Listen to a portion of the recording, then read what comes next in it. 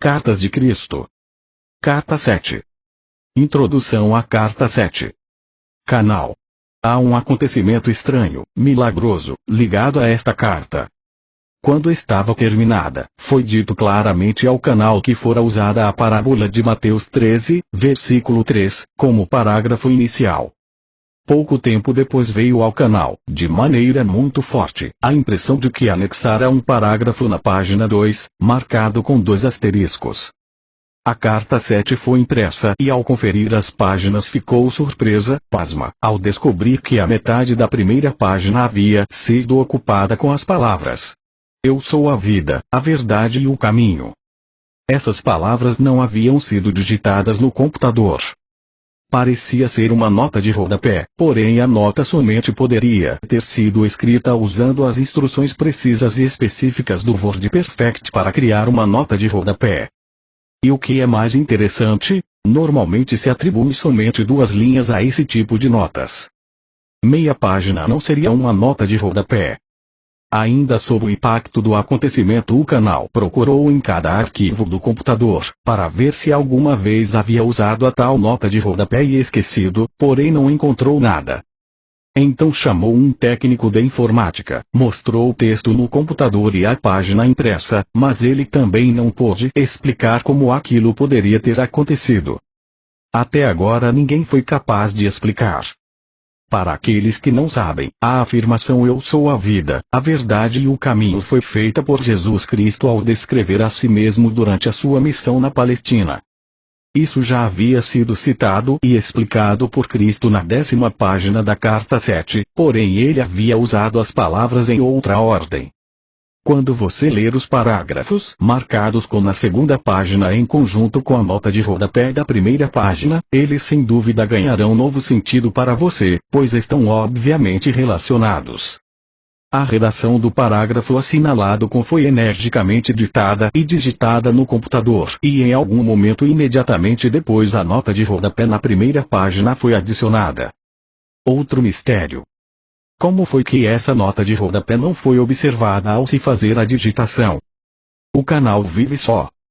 Ninguém mais poderia ter tido acesso ao computador. O canal considera essa intervenção e contravenção dos procedimentos do WordPerfect como a assinatura pessoal do próprio Cristo, algo que ele poderia ter feito quando estava na Terra. Novamente sou eu, o Cristo, quem vem até vocês por meio dessa carta, para quem queira e possa receber as minhas palavras. A seguinte parábola aplica-se tanto à sua era moderna como aos tempos dos judeus, há 2001 anos. Eu recomendo essa verdade para você que lê essas cartas. Um semeador saiu a semear. Ao semear, algumas sementes caíram ao longo do caminho e vieram os pássaros e as comeram. Outras caíram em terreno rochoso, onde não havia muita terra. Elas imediatamente brotaram, mas quando veio o sol, como o solo não tinha profundidade, queimaram e secaram. Outras caíram entre os espinhos, e esses cresceram e as sufocaram. Outras caíram em boa terra e produziram grãos. Algumas deram 100, outras 60 e outras 30 por 1. Aquele que tem ouvidos para ouvir, que ouça. Escute então o significado da parábola do semeador. Eu sou a vida, a verdade e o caminho. Quando alguém ouve a mensagem a respeito do reino e não a compreende, o malvado, o individualista, arranca o que foi semeado em seu coração. Isso é o que foi semeado no caminho. Quanto ao que se semeou em terreno rochoso, trata-se daquele que ouve a mensagem e imediatamente a recebe com alegria. Ainda que não tenha raiz em si mesmo, ele persiste por algum tempo, mas quando vem alguma atribulação ou perseguição por causa da mensagem, imediatamente ele cai. Aquilo que foi semeado entre os espinhos refere-se àquele que escuta a mensagem, mas os afazeres, as riquezas e os prazeres do mundo sufocam a mensagem e ele permanece infrutífero.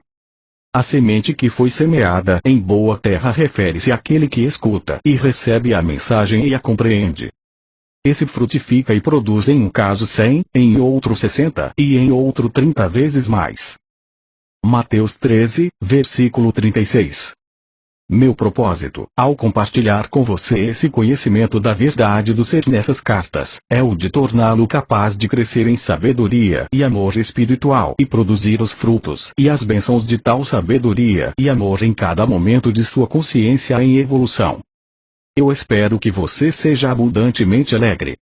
Portanto, vamos juntos arar o terreno humano de sua consciência, livrá-lo das pedras do desespero, quebrar os torrões da incompreensão com a profunda sabedoria, arrancar as ervas daninhas de seus padrões mentais emocionais negativos com a minha ajuda e fertilizar o solo de sua consciência com uma fé sempre crescente. Então semeie as mais belas sementes nascidas de suas percepções espirituais em evolução e de seu amor incondicional. Minha alegria será a sua alegria nesse esforço, e a sua alegria será agregada à minha alegria. Nessa unidade de propósito e conquistas você finalmente sentirá que está de fato em meu espírito e que o meu espírito está sendo derramado sobre você. Desse modo nós experimentaremos a unidade daquele do qual ambos extraímos a nossa individualidade. Meus pensamentos se tornarão os seus pensamentos não contaminados pela sua consciência egóica anterior. Tenho descrito o processo, o caminho, ao longo do qual você viajará para alcançar os seus mais sublimes e perfeitos desejos do coração. Ainda que essa carta possa ser difícil de aceitar no princípio e que requeira tempo e esforço para ser plenamente compreendida, digo que ela é um elo forte entre a sua consciência e a minha. Em meu estado transcendente posso fazer mais por você quando você me chama do que eu poderia fazer se voltasse à Terra em um corpo físico, em que você pudesse ver-me com seus olhos e ouvir-me com seus ouvidos, mas no qual a sua compreensão da verdade do ser seria talvez limitada. Por meio deste modo de contato com a sua consciência, você pode receber-me diretamente em sua mente e coração, quando as pré-condições para tal contato tenham sido atendidas. Pois digo verdadeiramente que, quanto mais tempo e meditação você dedicar a essas cartas, maiores possibilidades você terá de receber de mim diretamente a mais alta inspiração e instrução. A cada leitura destas cartas, as suas próprias frequências de consciência se elevarão mais e mais em direção às minhas frequências de consciência espiritual, e no final seremos capazes de alcançar um verdadeiro lugar de encontro de consciências. Então, a sua vida frutificará em abundância. Para explicar por que isso é assim, devo dizer que minha consciência desce através de muitos planos diferentes de frequências vibratórias para atender às necessidades daqueles que buscam ajuda e inspiração. Os muitos diferentes planos de consciência pelos quais atravessa a minha consciência são todos distintos uns dos outros.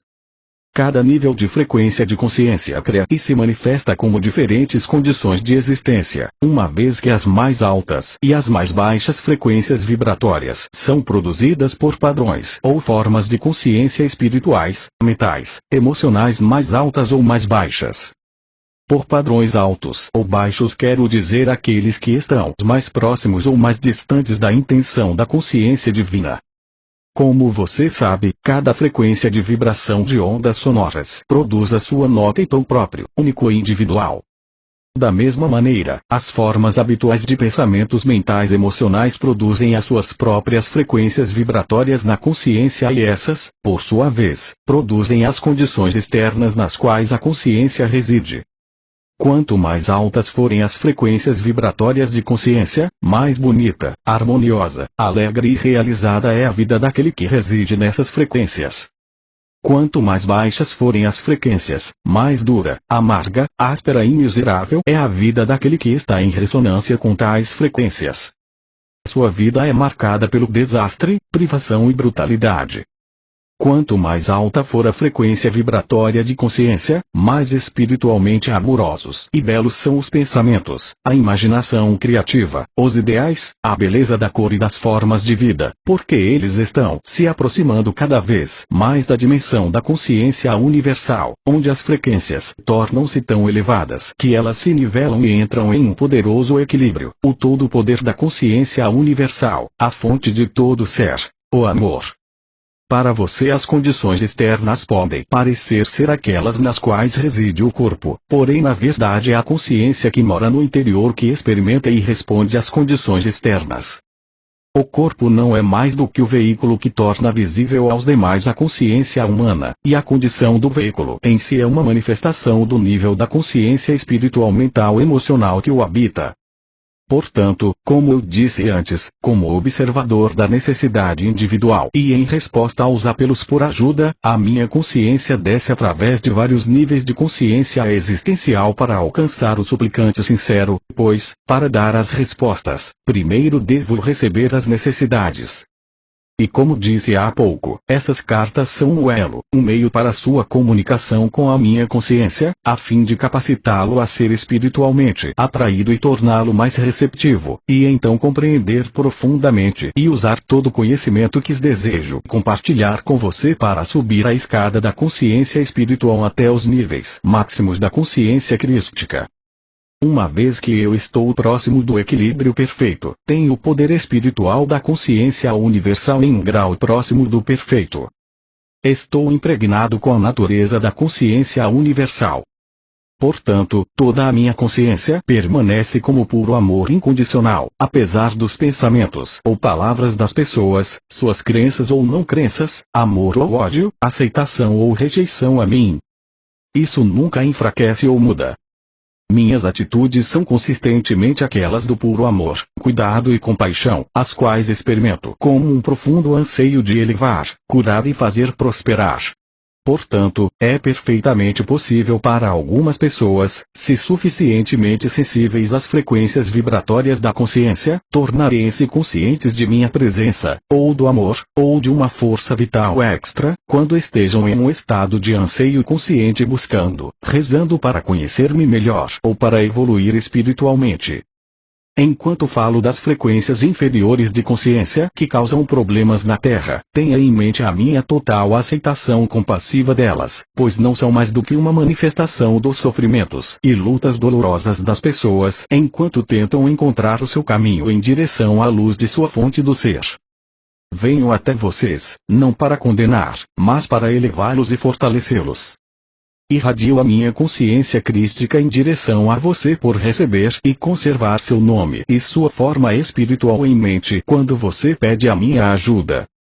Conforme a sua receptividade e liberação dos impulsos magnéticos de ligação, rejeição, um pouco da natureza divina do ser é absorvida pelas suas atuais frequências vibratórias de consciência, as quais experimentam então uma forte sensação de elevação.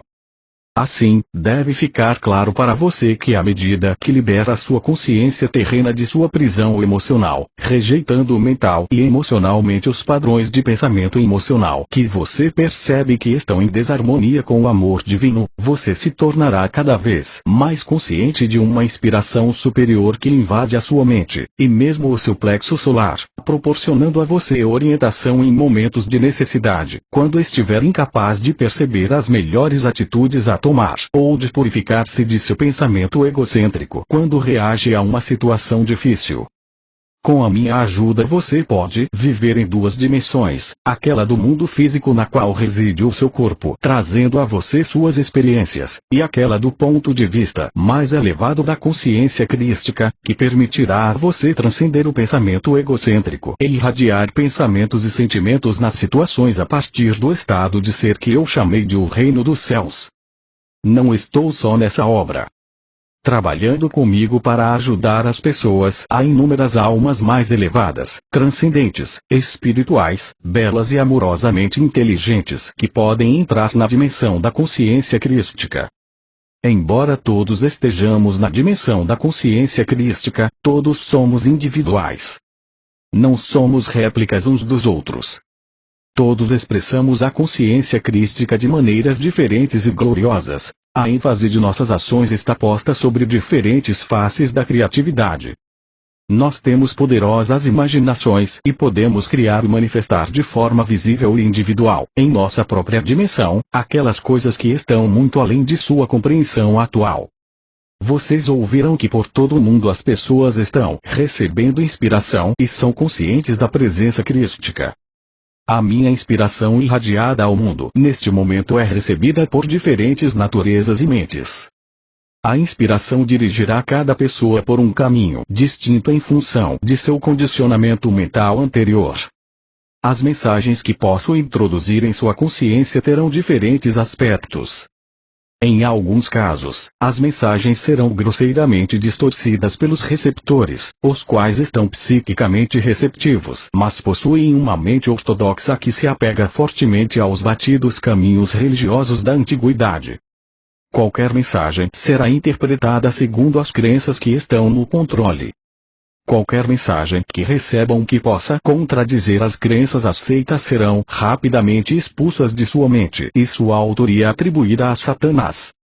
Por essa razão tem sido possível alcançar somente as mentes que estão abertas e anseiam pela verdade mais do que pelos ensinamentos tradicionais. Entretanto, você pode estar certo de que a minha mensagem pessoal sempre despertará as pessoas para a necessidade urgente de se afastarem dos princípios restritivos e errôneos de todo dogma e religião institucionalizada. Essa mensagem abrirá os canais da consciência, levando ao crescimento da consciência espiritual. Ela conduzirá as pessoas até dimensões cada vez mais elevadas de pensamento celestial, em oposição aos conceitos materialistas e terrenos. Ela transmitirá uma apreciação mais vívida da verdadeira natureza de sua fonte do ser e do universo no qual você vive atualmente. Quando estava na Terra, profetizei que chegaria o tempo em que voltaria como raios luminosos, atravessando o céu de leste a oeste. Essa é uma descrição gráfica da maneira pela qual estou trabalhando atualmente. Talvez, depois do parágrafo anterior, você aceite que o raio atingiu o mundo todo de tal maneira que tocou aqueles que estão esperando ansiosos o meu retorno. Minha verdade se destina a elevar e iluminar as mentes daqueles que estão buscando despertar as pessoas para as muitas causas da miséria e futura destruição do planeta. Um número incontável de velhas almas estão atuando desinteressadamente de centenas de maneiras diferentes para aliviar o sofrimento das pessoas que têm necessidade, dedicando toda a sua energia, tempo e posição terrena para promover o amor pela natureza, pelos animais, seu bem-estar e proteção e a saúde futura do planeta em si mesmo. Embora essas preciosas almas possam não estar conscientes disso, nenhuma dessas preocupações surgiu do pensamento humano terreno que se dirige exclusivamente para as necessidades egoístas, mas provém da dimensão da consciência crística onde todas as coisas vivas são vistas como uma expressão de amor e inteligência da fonte de todo ser. Nesta carta quero explicar com clareza que venho através do canal dessas palavras para ajudar as pessoas receptivas de todas as camadas da sociedade, do soldado ao general, do operário ao presidente, a trabalhar inteiramente a partir do ponto de vista do amor. Existem razões espirituais e científicas materialistas pelas quais é absolutamente imprescindível que as pessoas dediquem toda a sua energia e sua sensibilidade mental e emocional para que suas ações e reações estejam perfeitamente alinhadas em harmonia com o amor incondicional, a consciência divina. Permanecer no estado de consciência que existe neste momento no mundo é ficar em uma constante descida para inúmeras enfermidades, desgraças, transtornos e o mais profundo sofrimento. Os homens e as mulheres podem viver em duas dimensões de existência em seu mundo, seja exclusivamente no nível dos impulsos do ego, os quais são as forças controladoras por trás e dentro dos fenômenos diários que compreendem a experiência humana, ou viver mental e emocionalmente em equilíbrio na consciência divina enquanto os seus corpos seguem vivendo no plano terreno. Os frutos da consciência egocêntrica são a discórdia, perturbações, transtornos climáticos e anormalidades, guerras, vícios de todo tipo, pobreza, enfermidades, assassinatos, furtos, mentiras, enganos, difamações, pensamentos miseravelmente baixos, pensamentos invejosos, pensamentos raivosos, mau humor, julgamentos, críticas, sarcasmos, rejeição aos demais e etc. Essas frequências de consciência sempre estão trazendo à tona reflexos em espelho das circunstâncias e das reações emocionais que as fizeram nascer, e estão continuamente sujeitas aos altos e baixos da realização das esperanças e das desilusões, oscilando entre a felicidade e o infortúnio. Aquelas pessoas que, pela oração, meditação, autodisciplina e determinação, conseguem purificar a sua consciência egóica e elevá-la, definindo e abrigando mais e mais pensamentos amorosos e sinceros para com os outros e para com o mundo em geral, gradualmente ascendem em consciência até as frequências vibratórias do reino da consciência divina, o reino dos céus, onde vivem confortavelmente e à vontade e em harmonia com as leis universais da existência. Tais pessoas descobrem que não importa quais sejam os problemas e confusões no mundo ao seu redor, elas são alimentadas, curadas, protegidas, cuidadas e mantidas em uma perfeita paz de espírito, com a condição de que permaneçam nas frequências vibratórias espirituais. Quando se permitem cair em disputas egoístas e em qualquer condição humana negativa que envolva os atributos do ego, a paz desaparece repentinamente e elas ficam presas em frequências vibratórias de consciência que são alimentadas por frequências de consciência semelhantes de outras pessoas ao redor. São como moscas agarradas pela teia de aranha, a luta para se livrar dos pensamentos e das frequências vibratórias inferiores de consciência pode ser cansativa e dolorosa. Nesses momentos, a meditação e a oração constantes, a súplica para obter ajuda, força e orientação a fim de alcançar as atitudes emocionais corretas, são os únicos meios pelos quais o buscador espiritual pode achar o caminho de volta e sair da armadilha dos campos energéticos inferiores, reencontrando seu estado de harmonia com as frequências vibratórias da consciência celestial. Talvez você ache o que acabo de dizer muito difícil de entender e desnecessário em sua busca de elevação espiritual. Pelo contrário, a compreensão da natureza de sua consciência é muito importante. Se você está caindo nas frequências vibratórias inferiores de consciência e está experimentando o conflito entre o que você sente neste momento e o que sabe que deveria ou desejaria sentir, terá maior controle sobre a situação se compreender que está sofrendo porque permitiu que caíssem as suas frequências vibratórias de consciência espirituais normais. Identifique a razão e leve-a à consciência divina para a solução do conflito interior. Em algum tempo, em resposta à sua oração, você receberá orientação para as atitudes e afirmações corretas que permitirão que você esclareça o problema. Elevando seu nível de frequências de consciência, você perceberá que se sente fortalecido interiormente em espírito e em força vital, e o contrário ocorrerá quando você estiver envolvido nas vibrações de consciências inferiores, seja porque você mesmo abaixou as suas frequências de pensamento, seja porque você foi emocionalmente atraído para elas se comunicando com uma personalidade negativa ou egocêntrica. Quando isso ocorrer, você experimentará uma perda de energia. Essa perda de energia resulta de uma diminuição da energia física das células de seu corpo. Portanto, ao engajar-se voluntariamente no caminho espiritual, você deveria se ver como um passageiro subindo em um trem para um destino de sua escolha. Se durante a viagem você saltar pela janela ao contemplar verdes vales ou cidades excitantes que oferecem prazeres de todos os tipos, e for passear por estradas e caminhos que o levam para longe da viagem que havia iniciado, encontrará dificuldades para retomar a viagem original. Antes de tudo, terá que passar por uma purificação das energias de consciência inferiores que absorveu durante as suas escapadas a outras áreas de interesse. Isso pode tomar muito tempo e talvez você tenha que passar por outras experiências dolorosas para a necessária purificação de sua consciência. Em tudo o que você faz na vida, ou você está avançando espiritualmente, ou você está movendo-se em áreas de consciência prejudiciais à sua busca e à sua viagem de longo prazo para níveis mais elevados de consciência espiritual. Você nunca escapa dos processos da consciência nem do trabalho implacável das leis da existência.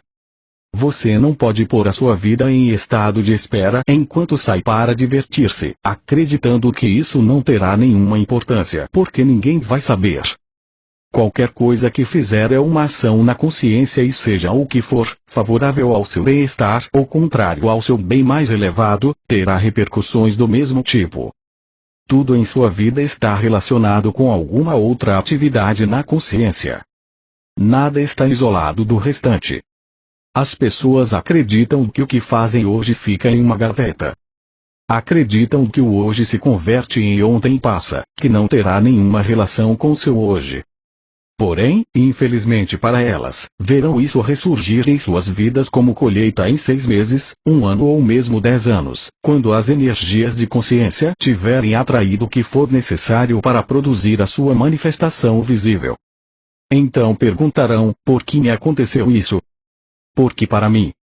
É preciso que você entenda que, quando empreende uma viagem espiritual, coloca o pé em um caminho que elevará as suas vibrações espirituais a níveis mais altos. A negligência e a inconsistência o levarão a oscilar entre os níveis e frequências vibratórias. Esses momentos de inconsistência são carregados de dor emocional. Enquanto você oscila, o ímpeto original de energia espiritual que elevava a sua visão espiritual vai desaparecendo e você acabará se queixando da dificuldade para voltar à oração e à meditação. Torna-se difícil restabelecer o contato que você tinha com a consciência divina antes de fazer o agradável passeio que o levou à diminuição de suas frequências de consciência. Dessa maneira, cedendo a impulsos poderosos, você torna a sua vida mais difícil e trilha um caminho mais pedregoso. Ao mesmo tempo, os impulsos em sua consciência indicam que certas áreas de sua consciência humana necessitam ser refinadas. Esses impulsos tornam-se os meios necessários para ensinar a você uma lição importante. De fato, ninguém pode percorrer o estreito caminho que leva ao reino dos céus e ali permanecer, sem divergência ou desvio, até que tenha experimentado completamente os frutos de seus impulsos ocultos. Experimentando plenamente tudo que eles têm a oferecer, a pessoa finalmente chega à clara compreensão de que eram seduções falsas, que não vale a pena a dor e o tremendo esforço necessário para voltar ao caminho espiritual. Apenas quando se cedeu aos impulsos profundamente enraizados e os resultados foram gravados na consciência, se pôde voluntariamente escolher, mental e emocionalmente, viver em um nível espiritual mais elevado. Quando se toma essa decisão final de maneira firme e impositiva, então os impulsos anteriores são eliminados da consciência. Porém, tenho que dizer que quando você toma a decisão de viver a sua vida em um nível espiritual mais elevado, não chegou necessariamente ao fim dos seus problemas. Como você é ignorante do que é verdadeiro e falso na espiritualidade superior, talvez seja atraído para diferentes cultos que o conduzirão a outro extenso deserto. Eu, o Cristo, venho por meio do canal destas cartas para mostrar a você como escolher as metas mais elevadas em sua existência humana e seu verdadeiro destino final em sua viagem no trem terreno.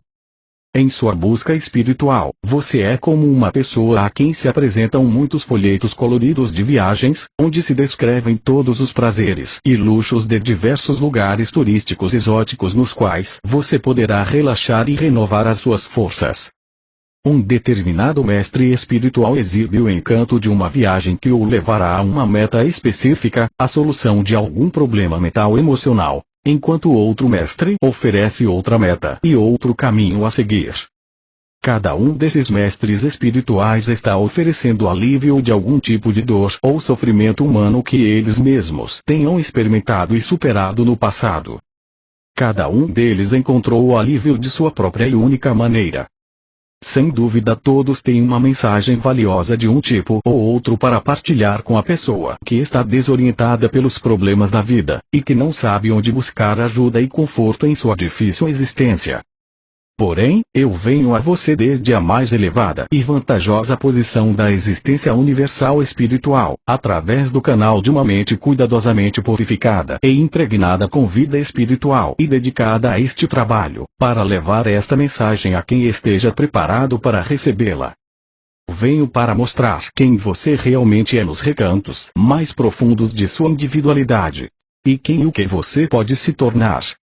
É igualmente importante, venho ensinar os meios pelos quais a transição da consciência humana para os mais elevados reinos da consciência espiritual pode ser realizada.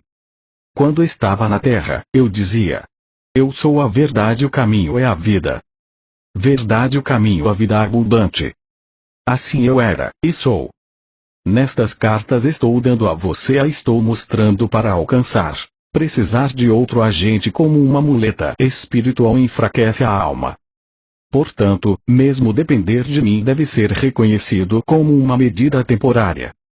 Por essa razão faço todos os esforços possíveis, através de meu canal, para que você seja capaz de perceber que o seu verdadeiro sustentáculo, pilar, fonte de vida e ser, provém diretamente de toda a poderosa dimensão da consciência universal em equilíbrio.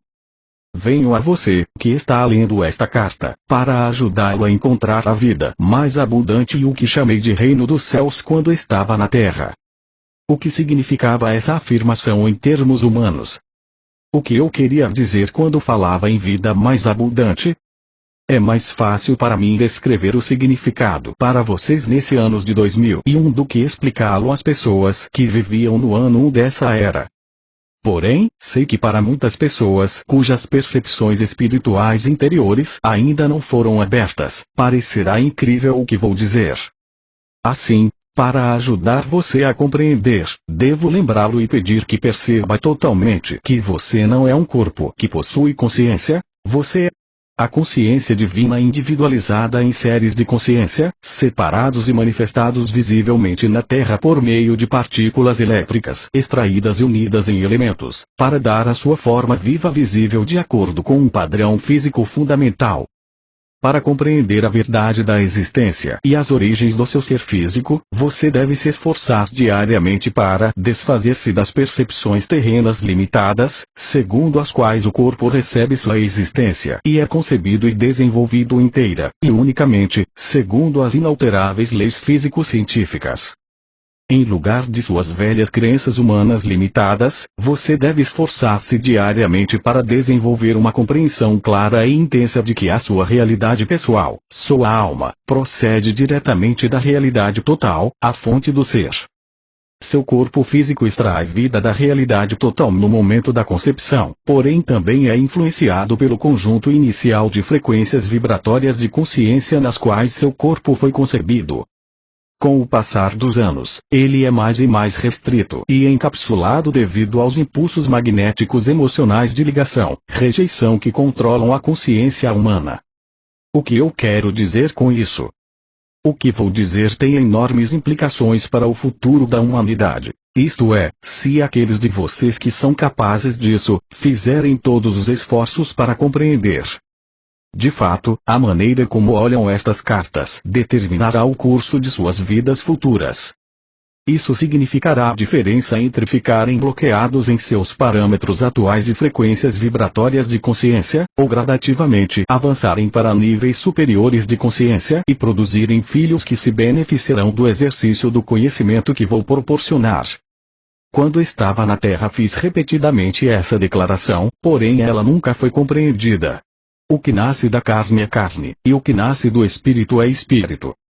Quis dizer com isso que algumas pessoas têm uma capacidade espiritual natural para voltar à frequência original de consciência espiritual emocional na qual foram concebidos, e anos mais tarde podem renascer, e tomar uma nova consciência espiritual mental na mesma frequência vibratória espiritual da concepção, e depois viver e evoluir e trabalhar a partir dela.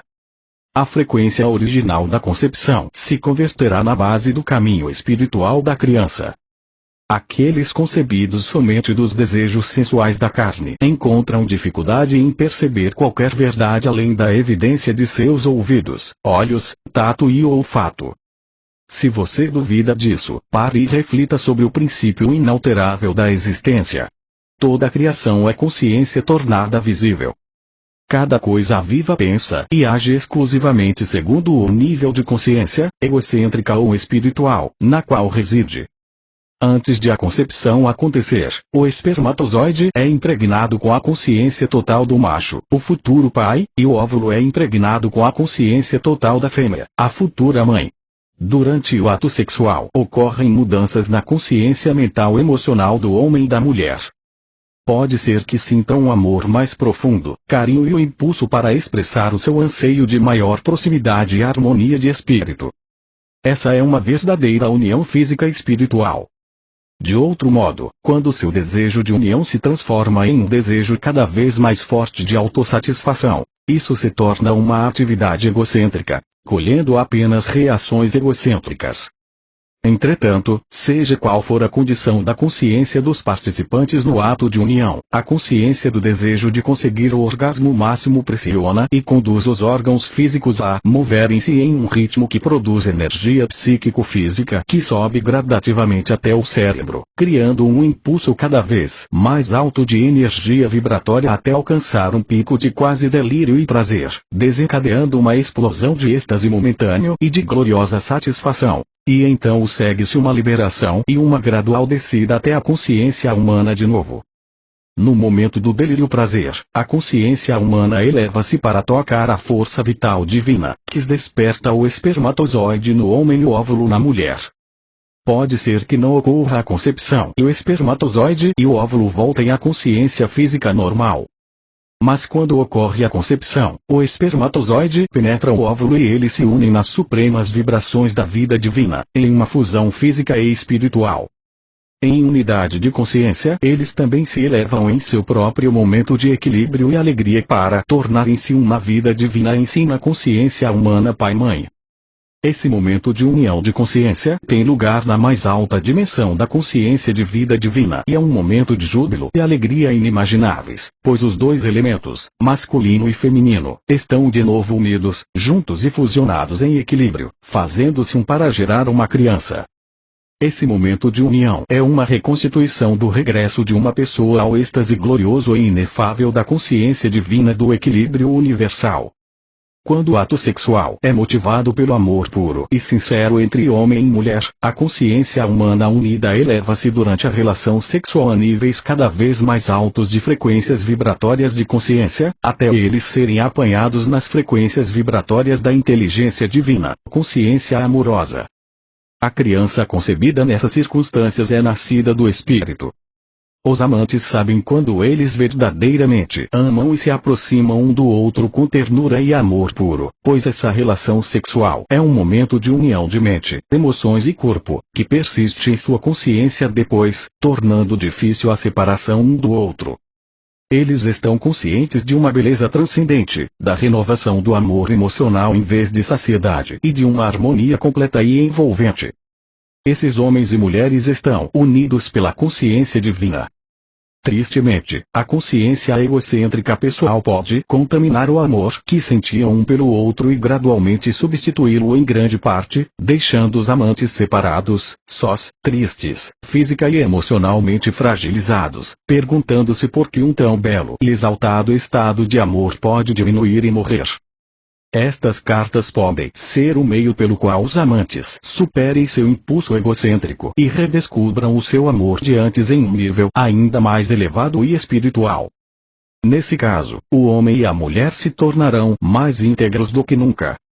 Isso pode ou não reuni-los em uma nova atração sexual que transcenda qualquer outro nível, dependendo do seu estado de consciência, se eles tenham transcendido em si o desejo de união física.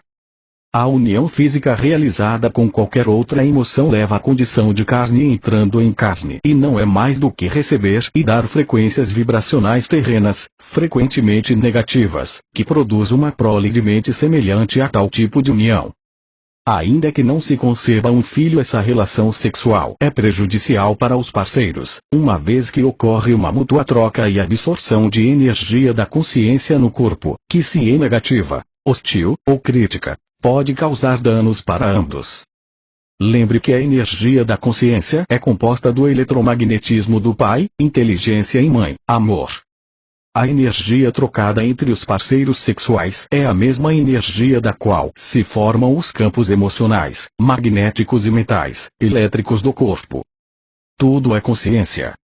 Portanto, quando trocam entre si e absorvem as energias da consciência contida nos fluidos do corpo e nas atitudes e pensamentos mentais, emocionais, cada um afeta o estado físico, emocional, mental do parceiro. O ato sexual, para ser saudável e portador de vida, deve realizar-se unicamente com verdadeiro amor, onde o bem do ser amado é mais importante que o bem do amante. Ele nunca deve ser usado para curar desavenças ou feridas emocionais. O ato sexual pode ser um ato prazeroso realizado depois de uma diferença de opinião ou aborrecimento, quando ocorreu um sincero e mútuo perdão e uma plena restauração, e renovado amor de um pelo outro, mas nunca para ocultar as mágoas e obter um falso sentido de receptividade emocional no parceiro. Esse ato sexual sem dúvida trará aos parceiros uma sensação temporária de bem-estar e boa vontade, pois as suas energias de consciência terão se elevado a frequências vibratórias mais altas. Porém, isso é somente um alívio temporário de suas consciências pessoais.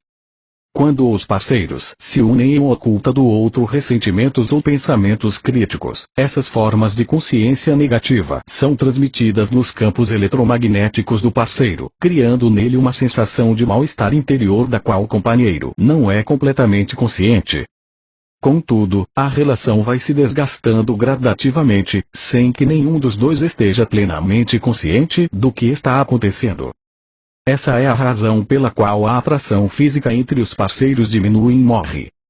Ela é destruída pouco a pouco pelos sentimentos e pensamentos críticos e negativos ocultos que afetam profundamente a ambos em cada nível de seu ser. Como suas frequências vibratórias caem, eles se veem absorvidos pelos sentimentos e pensamentos que anteriormente os levavam a discussões, e consequentemente os problemas se repetirão dia após dia. Quando as pessoas utilizam o sexo como um remédio para tudo, ele se torna uma frustração e a desilusão se estabelece, levando ambos a uma perda de respeito e amor entre si. Dessa maneira, é essencial que as pessoas compreendam que as brigas e disputas surgem de seus próprios impulsos egocêntricos ocultos que tomam o controle de seus sentimentos amorosos, e que os impulsos egóicos devem ser curados antes que os parceiros possam alcançar um novo nível de mútua compreensão, consideração e consistente amor um pelo outro. Além do mais, o estado de consciência de cada companheiro acaba por afetar o seu ambiente, as suas condições de vida e o sucesso ou fracasso em sua vida cotidiana.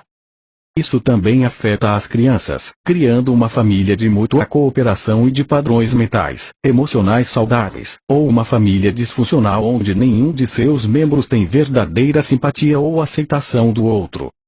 Pode-se dizer que as condições de sucesso ou de disfuncionamento familiar surgem puramente das características inatas de seus membros e do modo como eles se comportam em seus papéis diariamente. É perfeitamente verdadeiro que a vida familiar é produto das características e da atuação de cada um. Porém, quero que você também reflita sobre a família disfuncional que se rompe, a convivência e a coabitação sexual que chega ao fim, os pais que se separavam e começam vidas totalmente novas porque eles conseguiram livrar-se da consciência insalubre crítica que absorviam durante o ato sexual. Se forem fortes o bastante para fazer isso, cada parceiro descobre um novo eu, constrói um novo ambiente e reencontra um novo sucesso.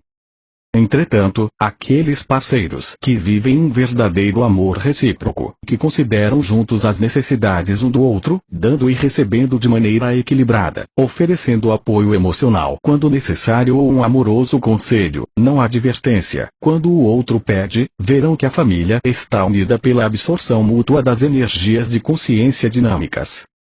À luz dos parágrafos anteriores, pode-se agora entender que nunca deve haver um sentimento de queixa, hostilidade oculta, desprezo ou difamação antes do ato sexual. Tais sentimentos devem estar plenamente resolvidos antes que se retome o sexo. Em uma relação onde a discussão e a liberdade de expressão são aceitos como normais, cada parceiro deveria resistir ao ato de amor sexual até que se tenha construído uma poderosa força conjunta de amor sensível e que a consciência de ambos esteja em um estado de puro equilíbrio. Com referência ao estupro, esse é o mais hediondo ato contra o outro e atrairá para o praticante a sua própria e justa consequência em algum momento no futuro. Esse ato procede de uma consciência egóica especialmente corrompida e distorcida. As frequências vibratórias de consciência de tais pessoas são tão baixas e pesadas que são autodestrutivas. No passado, sermões eram continuamente pregados à sociedade.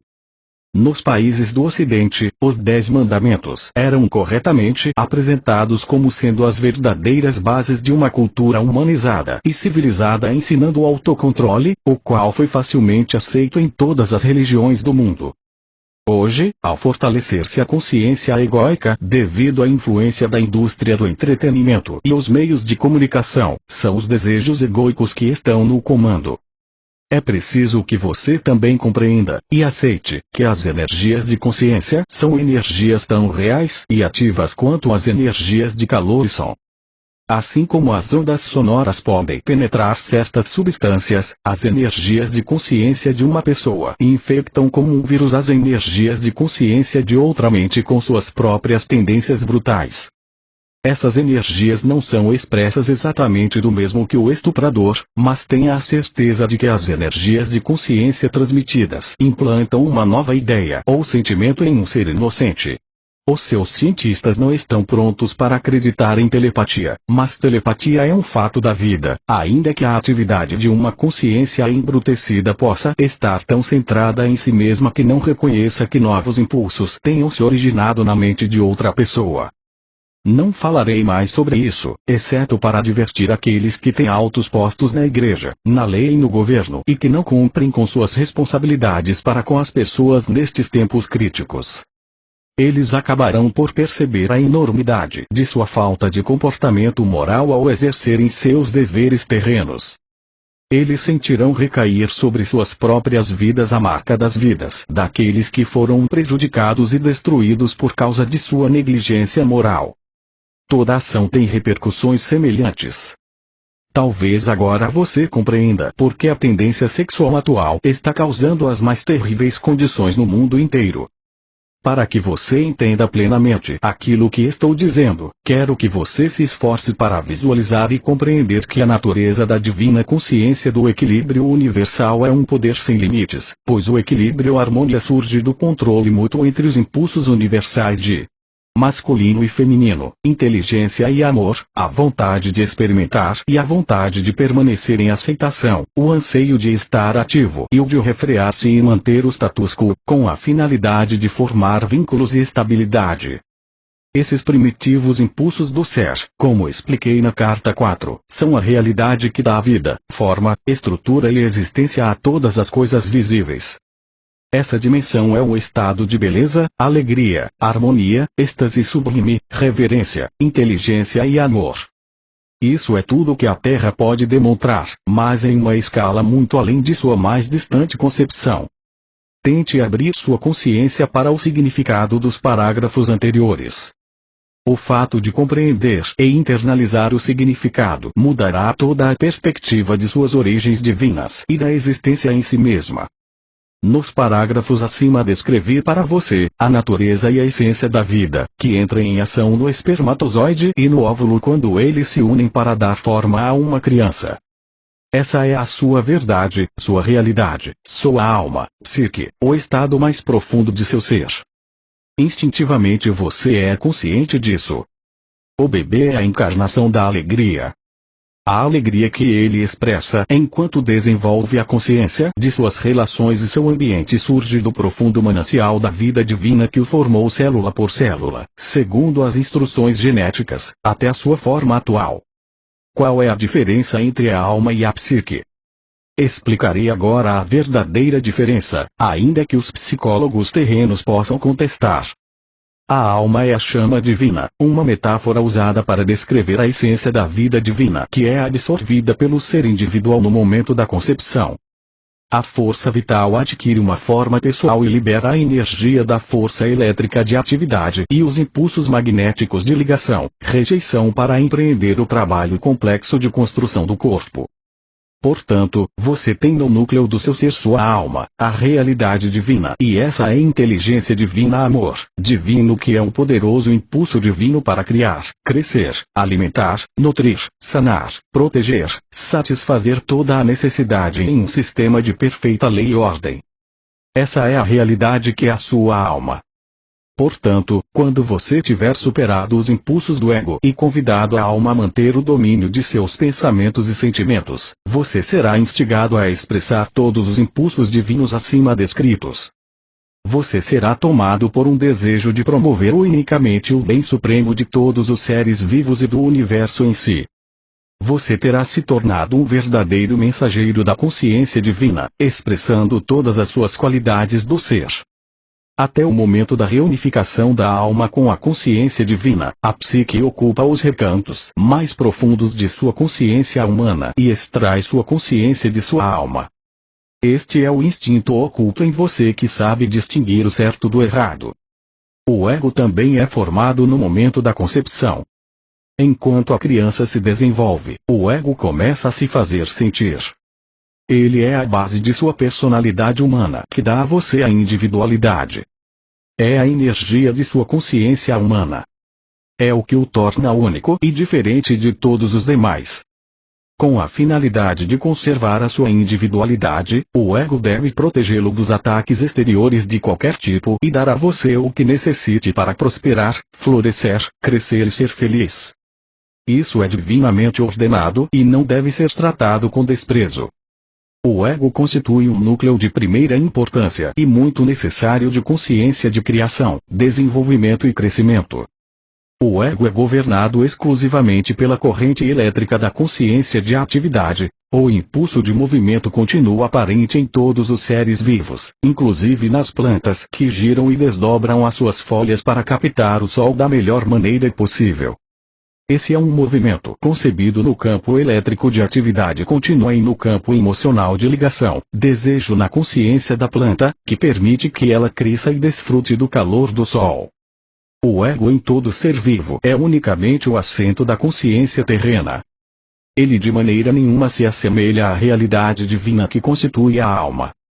O impulso egóico pertence unicamente à dimensão terrena e está voltado exclusivamente para conseguir o que quer para fazer a entidade individual feliz, protegê-la dos ataques e assegurar a sua sobrevivência. Ele pisoteará outras entidades ou espécies para alcançar os seus propósitos. Essa força egóica está ativa em todos os seres vivos, desde a minúscula ameba até o rei mais poderoso. O impulso do ego poderia ser chamado de protetor e ditador do universo vivo. É nesse ponto que a maioria das pessoas do mundo, na atualidade, se confunde ao contemplar a possibilidade da existência de um Deus. Elas analisam as atividades de diversas espécies impulsionadas por consciências egóicas, uma alimentando-se da outra para sua subsistência, e decidem que essa selvageria deve ser trabalho do Criador. Como, então, o Criador pode ser um Deus de amor? Esse é um dos mal-entendidos e crenças que eu gostaria de desfazer. É meu propósito que todo mundo compreenda que o universo inteiro tem, em seu núcleo de base e fundamento de todas as coisas, a força vital divina que inspira e respira através de toda a criação. Ela é o equilíbrio oculto, porém poderoso, do qual todas as coisas extraíram o seu ser, forma e estrutura. Ela é o espaço dos cientistas, no qual é conduzido o movimento e a ligação das partículas elétricas. Ela é tanto um impenetrável e sempre desconhecido terreno da existência, como também a fonte oculta de toda a substância que há em todas as coisas do universo. O ego é a ferramenta da criatividade divina para produzir a individualidade a partir da unidade de seu próprio ser. O que estou dizendo será muito discutido pelos seus cientistas. Estou me referindo às almas daqueles seres terrenos cujo intelecto está suficientemente evoluído para debater e decidir sobre uma linha de conduta e, mesmo com uma compreensão parcial, responder intuitiva e inteligentemente ao que está acontecendo no ambiente.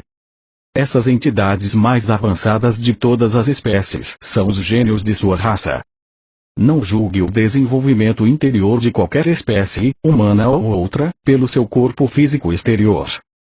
Todas as coisas vivas são individualizadas a partir da mesma vida divina. Algumas psiques são capazes, graças aos seus campos mentais emocionais mais espiritualizados, de rivalizar com a consciência egocêntrica e empreender atos atenciosos e cuidadosos que apenas podem proceder dos impulsos da alma provenientes da realidade divina. Portanto, é preciso ter o maior respeito e consideração por todos os seres vivos. Onde as espécies evoluíram até o ponto de formular ideias e pensamentos claros e de expressá-los em sons e palavras, e onde o desenvolvimento espiritual da psique pôde penetrar na consciência egocêntrica, a psique começa a perguntar: isso é tudo o que há na vida? Quais são os nossos propósitos na vida?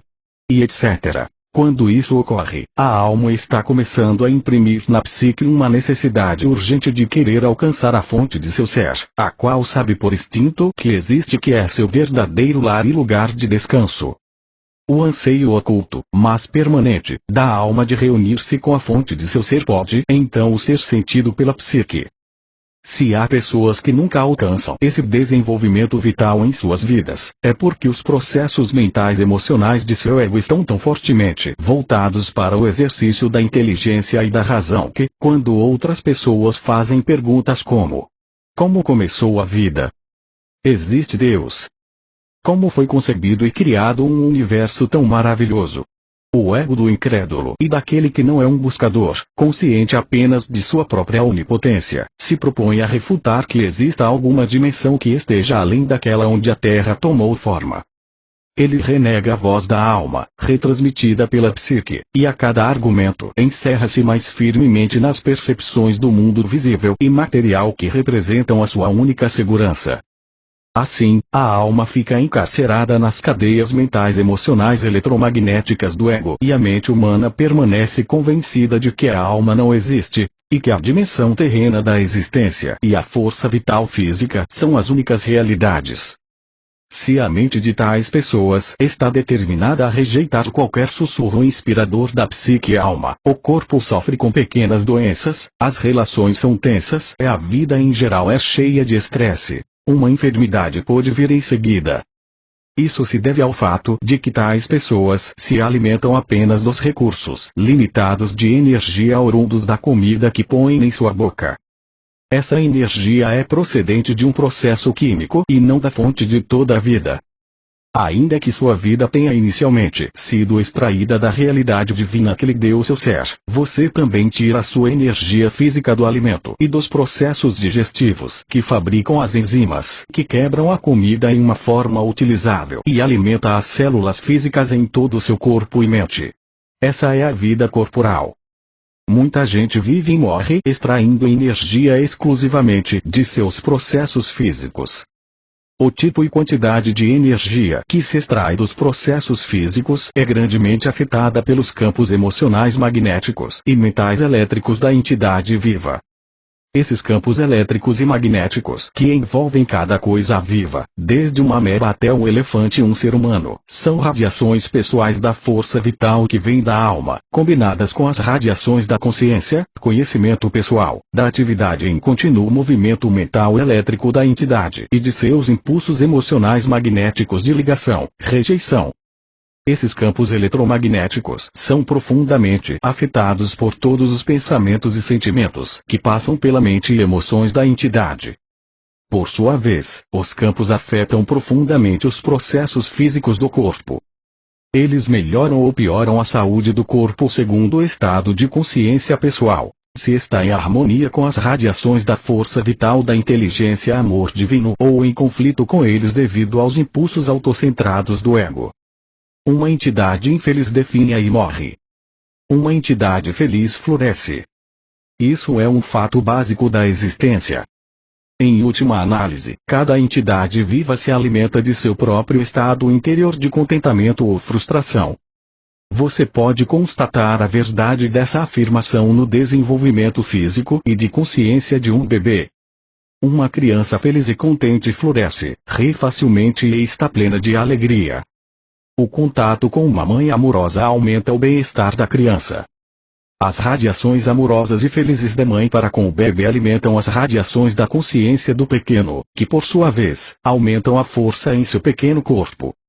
À medida que a criança se desenvolve, sua personalidade em desenvolvimento começa a colorir as radiações de sua alma com uma força de consciência brilhante ou escura, a qual reforça a saúde da criança ou a diminui. Uma pessoa com um poderoso psiquismo vê os campos eletromagnéticos enfraquecerem em um indivíduo ou animal com seu campo energético diminuído, ainda que no momento nem o indivíduo nem o animal registrem enfermidade física. Pode passar um dia ou mais antes que o corpo em si comece a manifestar a diminuição de energia da consciência através de alguma forma de esgotamento ou enfermidade. Há na Terra pessoas que desenvolveram equipamentos que registram esse fenômeno e em anos vindouros esse será o método reconhecido para diagnosticar e tratar uma enfermidade que se aproxima. Com a evolução da tecnologia do conhecimento espiritual científico, o exato estado mental emocional que é responsável pelo esgotamento físico será primeiro revelado sob hipnose e registrado eletronicamente em frequências de vibrações nas telas. Isso será seguido de uma investigação eletrônica que apresentará as frequências vibratórias de diversas partes do corpo em telas semelhantes. Esse processo implicará em mudanças de cores, pois cada padrão de consciência se manifesta primeiro tanto em frequências vibratórias quanto em cores.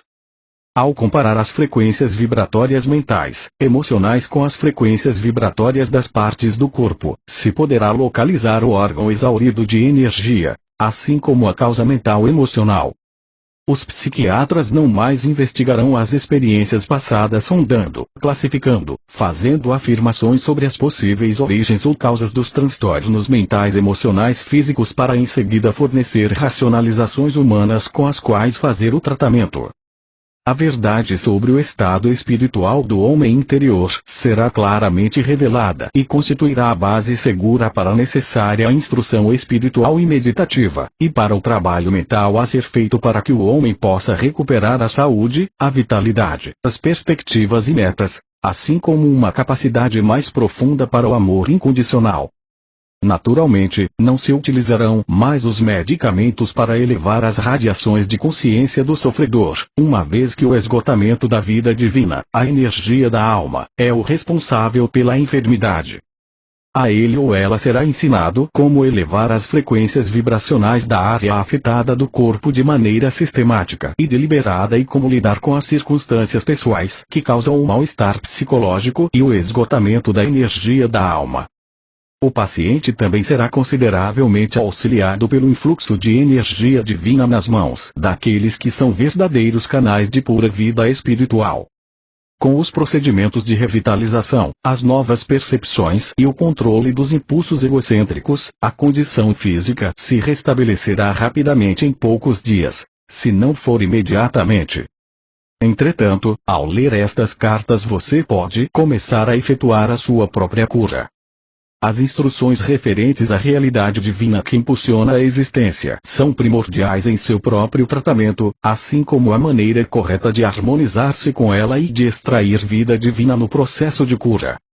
Quando você começa a extrair a vida da realidade divina por meio de sua busca espiritual fazendo perguntas, meditando, lendo e orando, você começa a abrir a sua psique enclausurada no sono da consciência egocêntrica terrena. Você atrai para sua mente e suas emoções a natureza da realidade divina em si.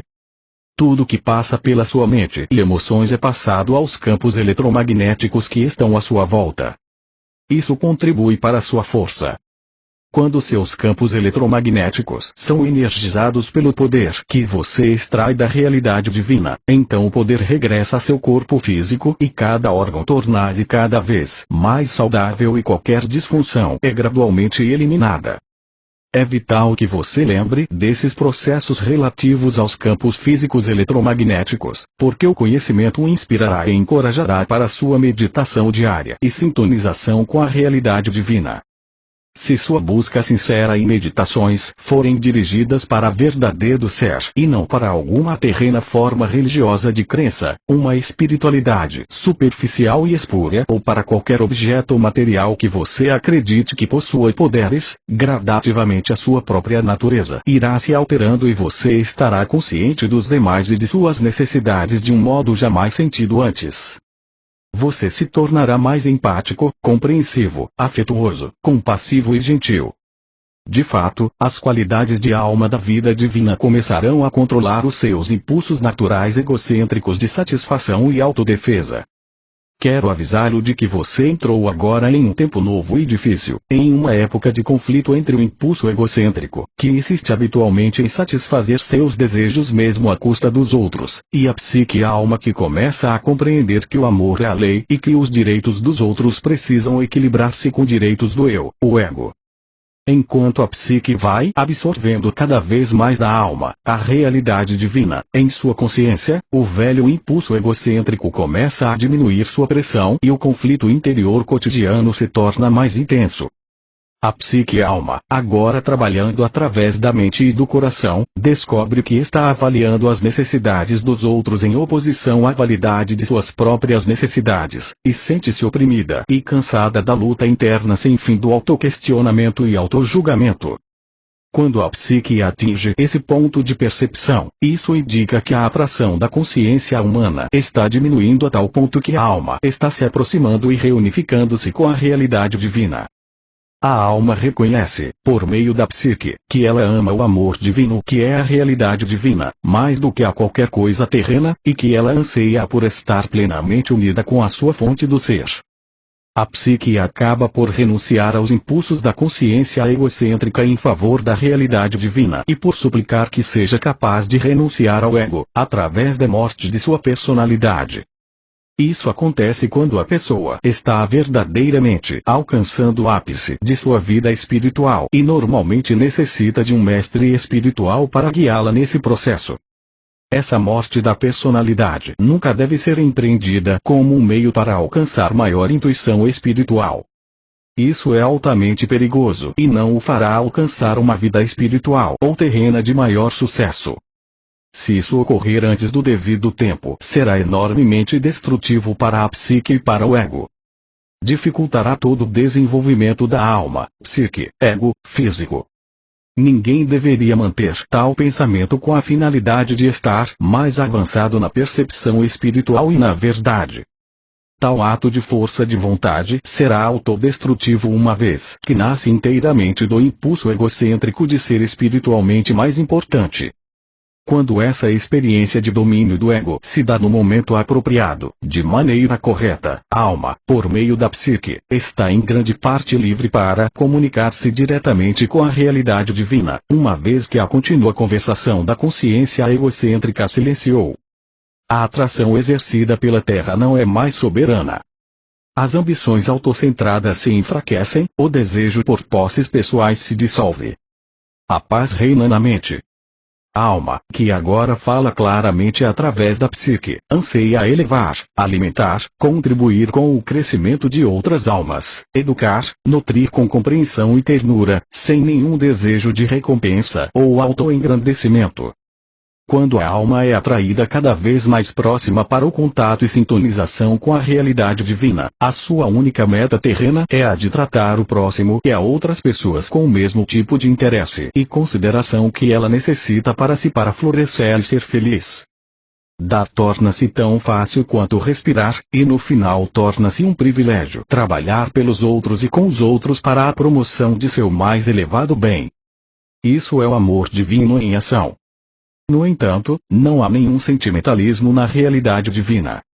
A intenção por trás da individualização foi a de permitir que a realidade divina em si experimentasse a sua própria natureza de criatividade, alegria e realização pessoal. Por essa razão, quando eu estava na Terra, tracei claramente os limites entre dar e receber dizendo: faça aos outros aquilo que deseja que façam a você. Essa afirmação foi um alerta amoroso, significando que se colhe o que se semeia. Isso também é uma orientação para o comportamento. Se você fizer para os outros o que gostaria que fizessem para você, então pode estar seguro de que você está agindo unicamente do ponto de vista do amor. Se outras pessoas não querem o que você gostaria que fizessem para você, então trabalhe por tentativa e erro. Dê um passo positivo em frente, cumprindo um ato de amor verdadeiro, e se isso for rejeitado, você ganhou a oportunidade de descobrir o que seria mais bem apreciado no futuro. Dessa maneira você cresce no ato de amar. Eu também disse: ame o seu próximo como você ama a si mesmo. Isso significa que você deve ter a mesma consideração com o conforto do outro como a que tem com o seu próprio. Isso também significa que qualquer coisa que você deseje para outras pessoas, você ficaria feliz que elas desejassem para você. Isso significa que você deve pensar sobre as outras pessoas aquilo que você ficaria feliz que elas pensassem sobre você. Isso significa que a sua consciência inteira deve dirigir-se para o cuidado e para a preocupação com os outros, não importando o que eles façam para prejudicá-lo. Todos os seres humanos estão vivendo em uma selva de desejos, metas, fragilidades, decepções, raiva e frustração.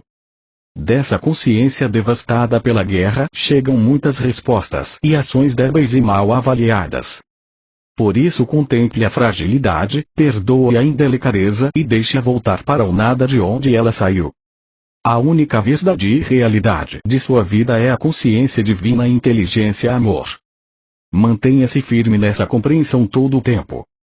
Para encontrar o reino dos céus, no qual a alma está em harmonia com a realidade divina, deve chegar um tempo em seu desenvolvimento no qual você não desejará ser atraído para as percepções e consciências terrenas nas quais vivem os seres humanos entre si. Você ansiará por retirar-se completamente e dedicar-se a disseminar para os demais o seu próprio contato com a divina realidade. Tenha o cuidado de não impor o seu caminho espiritual para os outros, estejam eles ou não no caminho espiritual.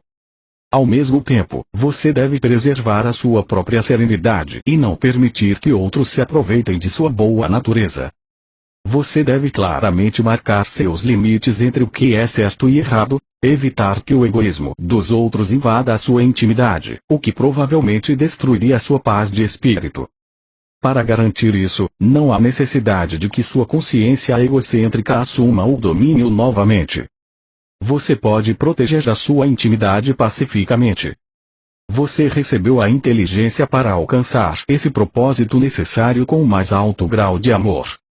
Lembre que o edifício espiritual de vibrações de consciência que foi construído a partir de seu contato com a realidade divina e de seu modo diário de pensar, sentir e viver, é sacrossanto. Tome cuidado para não ser preso novamente nas vibrações inferiores de pensamentos e reações dos outros.